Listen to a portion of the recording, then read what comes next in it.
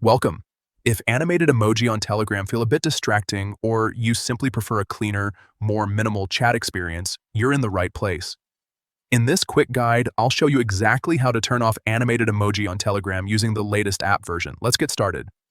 First, open the Telegram app on your phone. Make sure you're on the main screen where you can see your chats. Next, look at the top left corner and tap on the menu icon, the three horizontal lines. This will open up the main navigation panel. From here, tap on Settings. This is where you can control everything from notifications to privacy and chat appearance. Once you're inside Settings, find and tap on Chat Settings. This section lets you customize how your messages look and behave. Now, scroll down until you see the Animations option. Tap on it to access animation-related controls. Inside this section, you'll find Power Saving options.